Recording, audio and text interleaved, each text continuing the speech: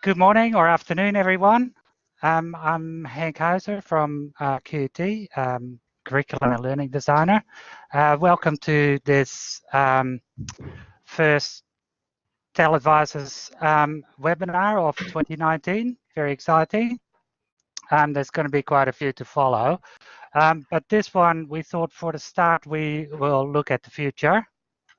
And so this webinar is about the future of technology enhanced learning. So there's a few questions there, and we've got a range of presenters there. So there's Sarah Thorneycroft, Kate Mitchell, Marlene Daicopoulos, then and Tom Worthington to cap it off.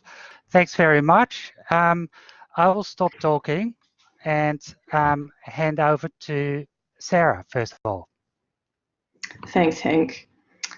Let me just get my screen started. All right. Hi, everyone. For those who don't know me, I'm Sarah Thorneycroft, and I'm a Senior Learning Designer at the University of New England. I'm going to be interpreting these questions probably a bit differently to everyone else today. And just for reference, I'm not going to be addressing the hype question.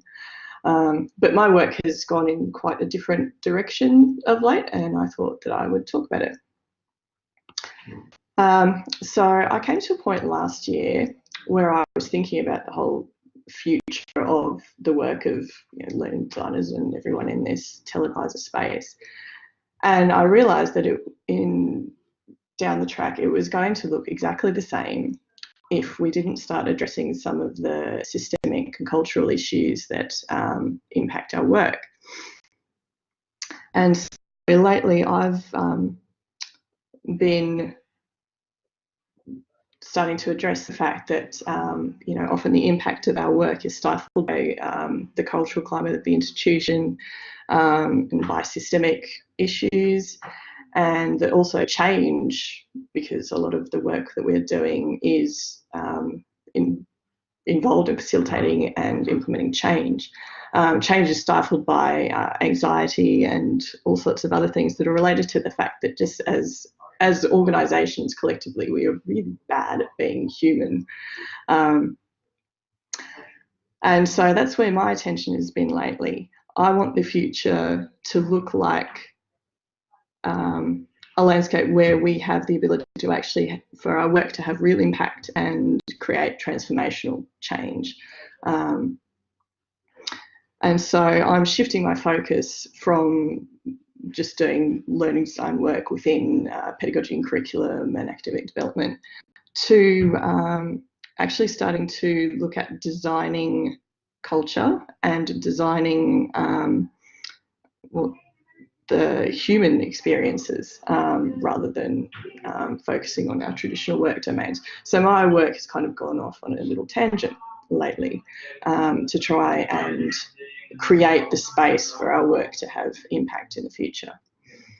So there's a few things that I've done in this regard, and I've got two projects that I'll just give you a really quick overview of. So the first thing I did was to try and articulate this thinking. I wrote an article for a graduate certificate that I was doing last year about the agency of third space professionals, which we all are, the agency that we have in shaping the university, of instituting change, and this idea of turning our design expertise from designing curriculum and learning and pedagogy to designing culture and designing the structural university. So all of these are on my website, which you don't need to note specific URLs. If you just hit up sarahthorneycroft.com, that will kind of triage you to relevant sites. So this article is up on my portfolio site that I created for the grad cert. If you feel like going to read it, you can. And then in taking that on myself and going, what am I going to do to actually start affecting this agency? I've got two projects happening. One is focusing on the third space.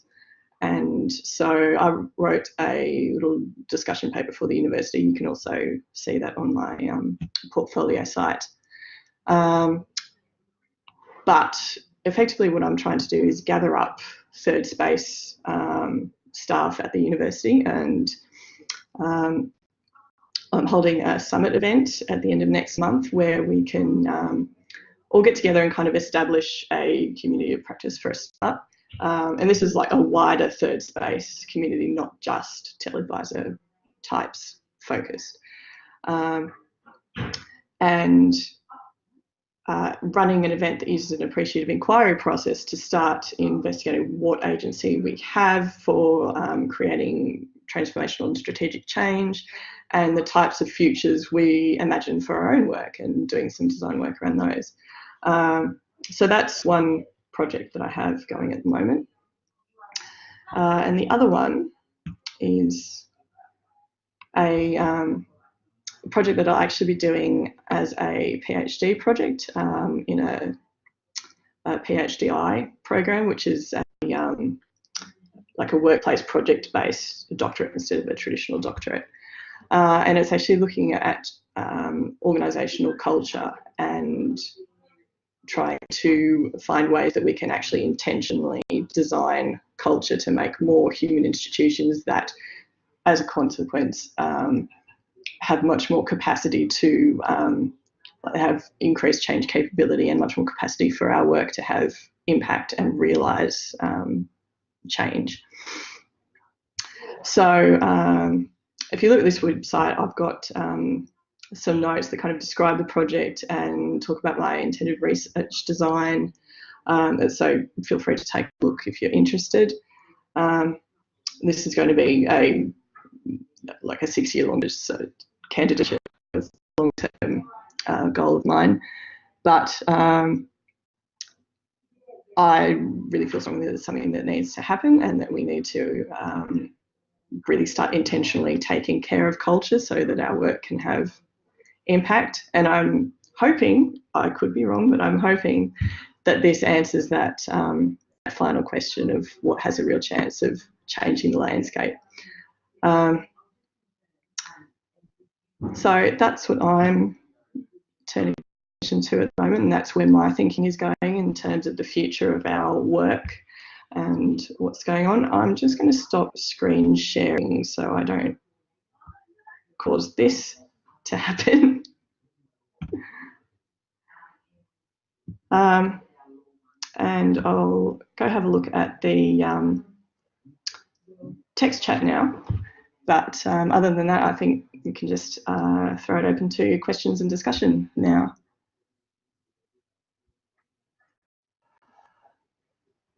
Okay, thanks very much, Sarah.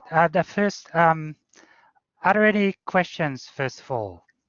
Just seeing there's a couple in the text chat. Yeah. So a question about the third space. Yes,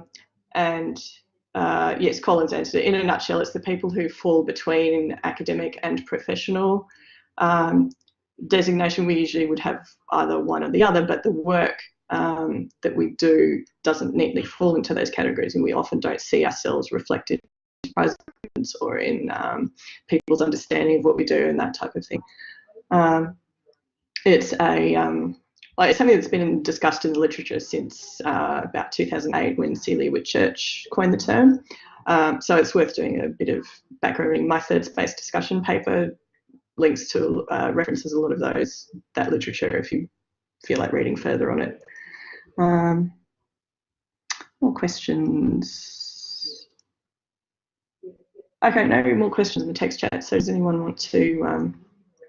Anyone have any other questions before I shut up? I have one, Sarah. I'm very interested in the idea of designing culture, designing a human experience. It's kind of interesting. I went to a lecture last night by Professor Raewyn Connell, and she was talking about the good university or ghastly futures. That was the title. Yeah. Okay.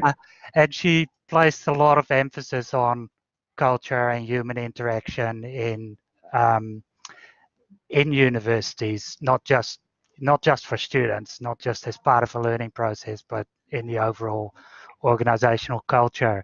So when you talk about designing culture, what can you say a bit more about what you mean by that? Yeah, sure. So I'm proposing to create a framework that facilitates this happening.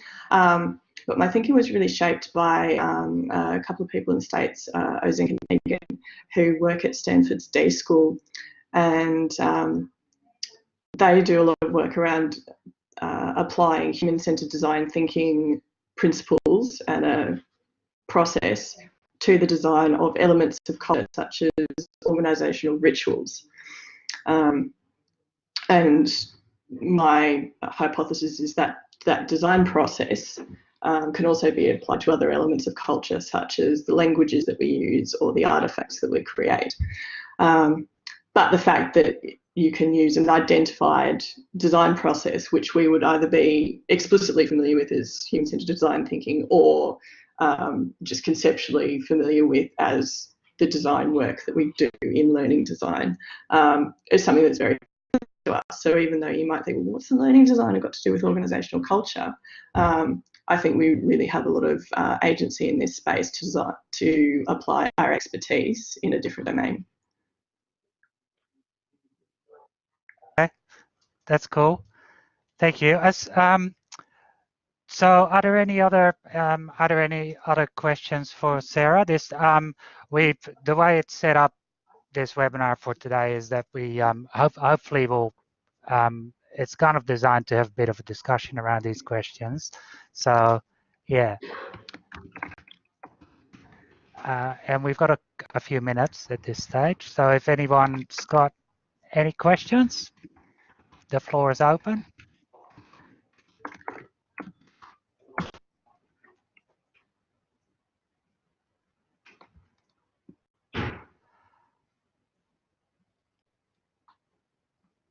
Okay. All right.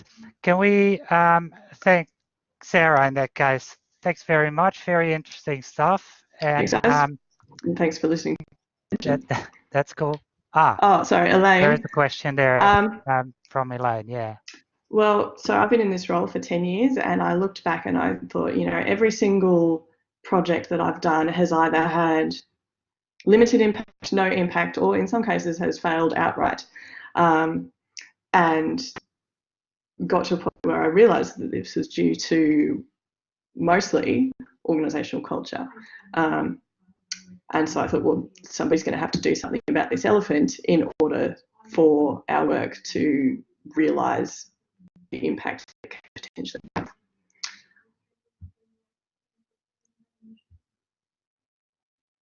I've got a question. Yeah. So I haven't read your stuff yet. I'm really looking forward to it. Thank you. And thank you very much for the presentation. So what role do you see, and forgive me if I missed the first few minutes of your presentation. That's right. So forgive me if I'm asking a stupid question. But what role do you see, you know, education developers, academic developers, third space workers, whatever you want to call whatever we want to call ourselves, in facilitating a return to some sort of humanness, for example? So that's what I started to cover in the Shaping the University paper, which was right at the beginning, so you may have missed it, where I've said that we can, because we have expertise in design,